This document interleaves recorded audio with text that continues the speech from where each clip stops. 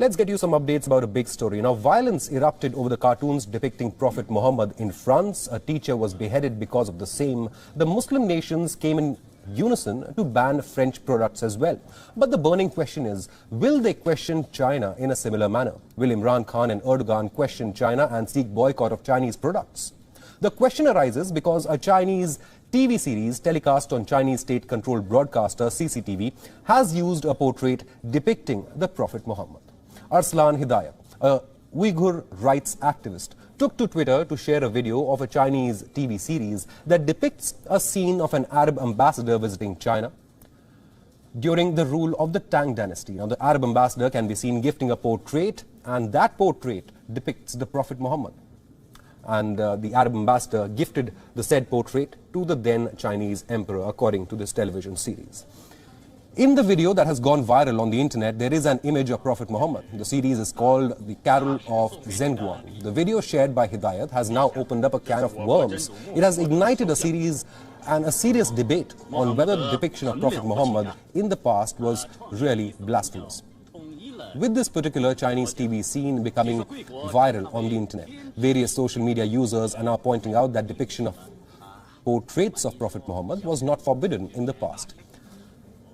Pakistan Prime Minister Imran Khan has written a letter to leaders of Muslim states to act collectively to counter the growing alleged Islamophobia in non-Muslim states, especially in Europe. Meanwhile, Erdogan, Turkish president, has also come out and blasted France and its president Emmanuel Macron. Erdogan has also said that Emmanuel Macron needs a mental check after the French president defended freedom of speech and the right of satirical magazine Charlie Hebdo to publish cartoons that allegedly depicted Prophet Muhammad. Now, this is a big development happening, and joining us on this broadcast is Uyghur rights activist Arslan Hidayat, who joins us from Bahrain. Now, Arslan, you brought this issue to light, and your post has in fact gone viral on social media. Tell us about this Chinese TV series. Now, once again for our viewers, we must explain that this is a Chinese state-controlled broadcaster, CCTV, in which this portrait actually depicts the portrait of Prophet Muhammad. Arslan, over to you. It's not just disrespectful to have and blasphemous to have a portrait of the Prophet Muhammad, peace and blessings be upon him, but according to the speech, what's coming out of their mouths is when the Arab ambassador does hand over the portrait, he describes the Prophet Muhammad as the God of the Muslims. And anyone with an ounce of knowledge about Islam knows that the Muslims' God is Allah, and Muhammad is the prophet of Allah. He's the prophet, he's a prophet, he's not divine in any way. That's one. This, and again, CCTV is state-run.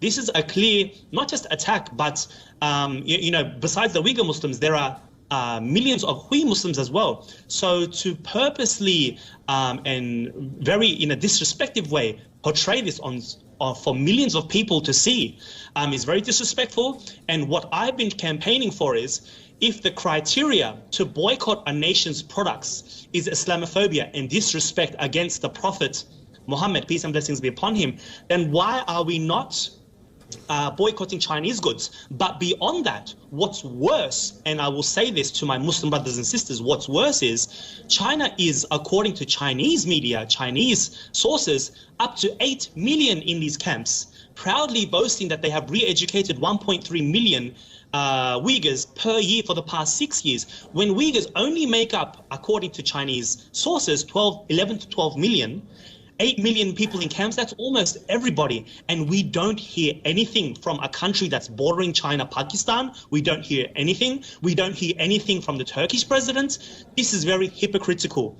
from people that deem themselves to be the voices of the oppressed and the voice of the Muslims, the leaders of the Ummah. Very, very hypocritical.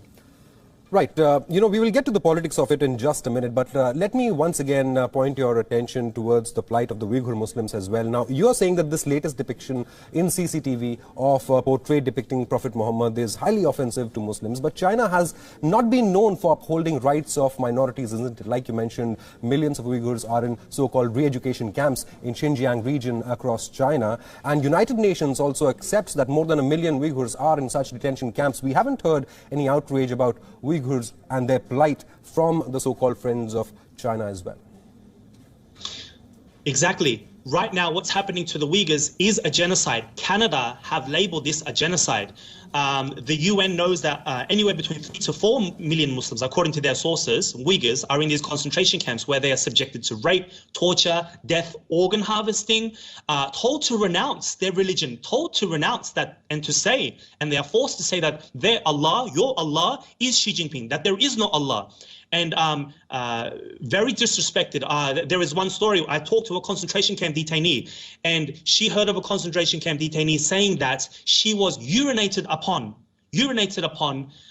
and while she was urinated upon, they said, "Don't you Muslims wash yourself before you pray? Go wash yourself with this urine."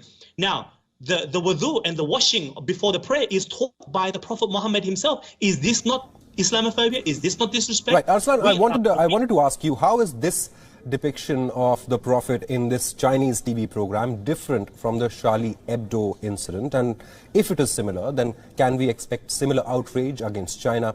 Or should there be outrage against China or even France? Well, Charlie Hebdo is not state-run. As far as I know, it's not state-run. It's a private publishing news magazine, whatever. But this is coming straight from state television. As you all know, if anything China is a place where any sort of entertainment, any sort of stage, theater, acting, drama has to go through the Chinese government. It means Chinese officials approve this movie. If this television series was not approved by Chinese politicians, Chinese officials, it wouldn't have got on air. Right. So, Emmanuel Macron was targeted by Erdogan. Erdogan said Emmanuel Macron needs a mental checkup. Imran Khan has shot off letter to the Muslim world, Islamic world, seeking a boycott and, saying that the Western world, especially Europe, has now become a hotbed of Islamophobia. Should there be a similar boycott of China by Muslim nations now?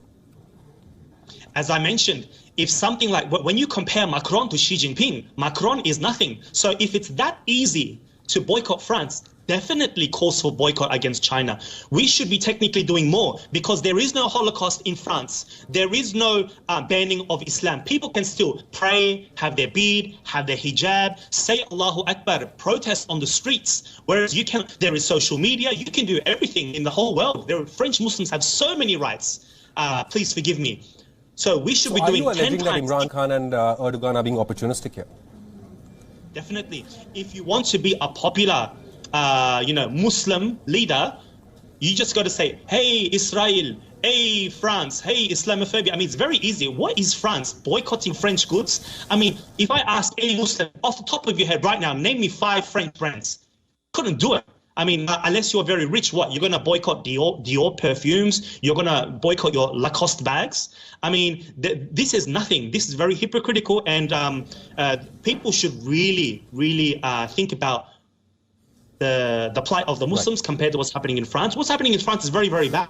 If you're going to boycott Chinese goods.